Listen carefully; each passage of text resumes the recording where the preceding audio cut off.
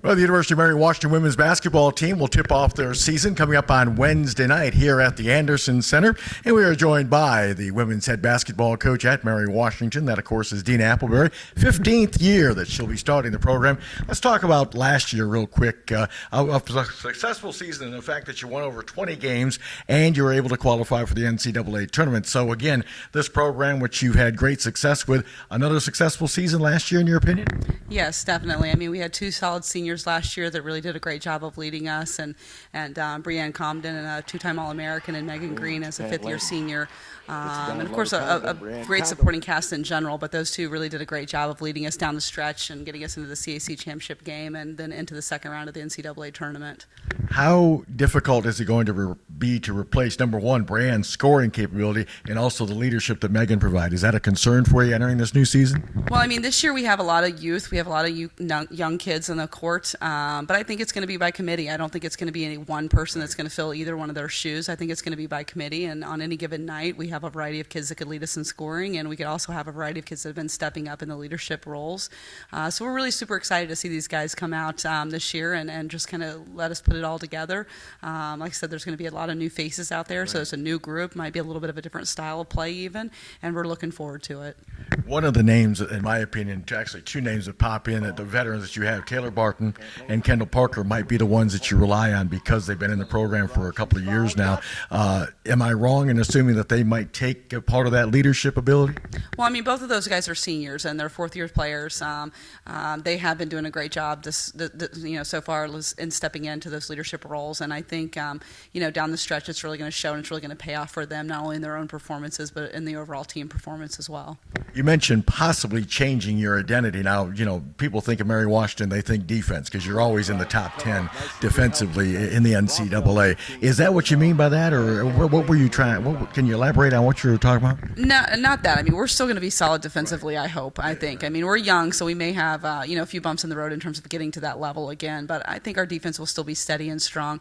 I just think we're going to be a little bit stronger maybe in the paint, and a little bit more depth from the three-point line. So I think we have a combination of both of those going for us.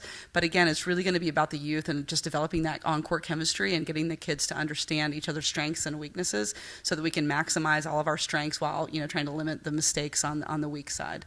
Is that one thing that's going to be a key, Deena, at the beginning of the season is, you've seen it in practice where you're incorporating some young talent with the veterans that are here. Is that going to be something that's going to be kind of a work in progress, hopefully, and maybe around January, you'll see the fruits that they're going to be able to, get ready for that conference schedule and be a contender? Well, I mean, I think, I think we have enough older kids and returners that those guys are definitely hungry for more, and they're going to lead us in that capacity in terms of keeping us hungry, keeping us excited, continue to help us grow the freshmen and help, teaching them the ins and outs of our offense and our defense.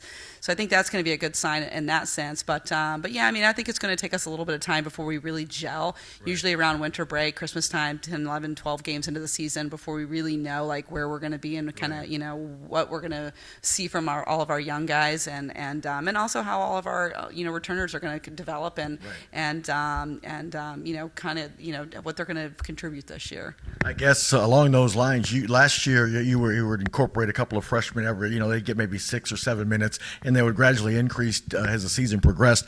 I guess again, how well your freshmen adapt to college basketball is going to be one of the keys for you. Oh, definitely. I mean, we have 6 freshmen, and the majority of them, if not all of them, will be playing significant minutes this year. So, I look forward to that. It's a challenge, but at the same time, there will be some bumps in the road, like I said.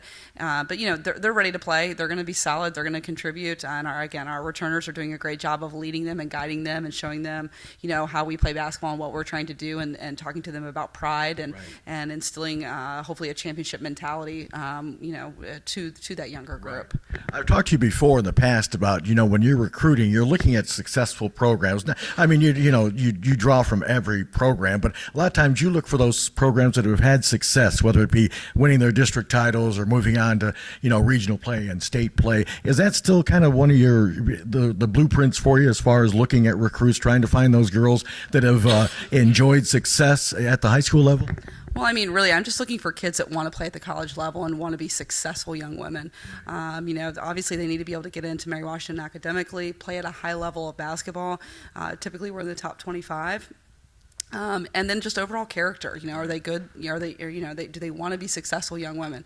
And if they meet those three criteria, we're looking for them. They don't have to be super high scorers or come from fantastic teams. It's just a matter of, do they have the heart and determination to succeed and progress and to really understand the game of basketball? One thing the average fan might, and I've talked about this before, chemistry, that's a word that gets thrown around a lot, but it really is important to have. I mean, the girls got to like each other. I mean, you go on trips and so forth, whether it be over winter break or, just traveling to a conference game or whatever, but you need those girls to kind of bond and have that chemistry. Am I right in that it kind of gets overlooked a lot of times? Well, I mean, it's a team sport, so they do have to bond to some degree, and they have to understand, again, like I said earlier, each other's strengths and weaknesses, so they can set each other up and put each other in successful situations and limit putting each other in bad situations based on their on-court abilities and things like that. So, I'd like to say that, each year we'll win a couple more games just because our team is so close and because the camaraderie that they have and because they care about each other and they would run through a brick wall for one another. So, yes, for a team sport, I definitely think that's important. I'm not sure what your record was last year as far as the home portion, but I know you had it was well over 50%. I mean, I think you only lost one, maybe two games at the most at home, maybe a little bit more, but still having that home court. What is it about the Anderson Center? I mean, your girls play extremely well here for the most part, and you have a great home record. Well, I mean, I think anytime you're playing at home, it's nice. I mean, it's always more difficult to play on the road and more challenging because of travel and, we're trying to, make sure we're still studying on the bus trips and sometimes things like that. Whereas when we're at home, they get accustomed to, eating the same food that they're normally eating. They get to come into the gym, they get to get warmed up, they get stretched, and they can get ready to go. Usually most of their families are able to attend the game, so that kind of environment is there for them. Sometimes when we get on the road, not as many family members are able to travel, and that can change some things. Right. The Capital Athletic Conference the last several years has really grown into one of the elite conferences in Division III, in my opinion. We've talked before. I mean, you got yourself, you got Marymount, you got York, you got Christopher Newport. I mean, and I know from a coaching standpoint, or at least I would assume that you like that, the fact that there's not a lot of cupcakes anymore. Every night you got to be prepared to play a conference game. That's for sure. I mean, our conference is tough. I mean, and it gets tougher by the year. Last year we had 3 teams get into the NCAA tournament, 1 team to the Final Four, 1 to the Sweet 16, 1 to the second round, and a couple of other teams that are right there knocking at their door. And we do have a strong league. It's tough, all the way down to the end of the lineup. And that makes it good because it helps prepare us for the NCAA tournament. And I do think the 3 of us that were able to get into the NCAA tournament were prepared to get in and win games, partly because of our conference schedule. Right. I mean, you mentioned that you're normally in the top 25 in the preseason rankings of Division III. D3hoops.com have you in their preseason poll at number 24. How important is that for you? Is that something that you and the team talk about or look at at all, or you just kind of put it in the backside? Well, I mean, we don't. I mean, it's nice, but at the same time, it has nothing to do with this team. It has nothing to do with this season. So we have to also keep that in perspective. I mean, it feels good, of course, to see our name up there, but at the same time, the kids have to understand right now that really doesn't mean anything. The preseason doesn't matter. It's the postseason that matters. And so it's something to strive for. It's something to talk about. It's something to think about. But really, we just have to worry about the process and make sure we're working every day to get better. And so that if we can continue to do that, then at the end of the season, we can hope that we'll still be in that same situation. Let me ask you one last question. Getting off to a good start. You've had good starts in the past. Like you said, it's taken a little bit for the team to gel, but usually you've been able to have a very good record at the winter break, at the Christmas break, and so forth. How important is it for this year's team to get off to a good start? Well, I think it's always important to get off to a good start because it gets down to the end of the day. You want to win conference, but if you can't win conference, you'd hope to get an at-large bid. And in order to do that, you've got to win games throughout the course of the year. So if you pick up a couple losses early in the season, it could really hurt you coming down the stretch. And so every game is important, and it's important to really try to get off to a good start, especially to build confidence throughout the course of the year, and to give the kids a sense of why they're working so hard and that it's working, and that what we're doing is helping them progress, it is helping them succeed, and it is helping us get off to a good start.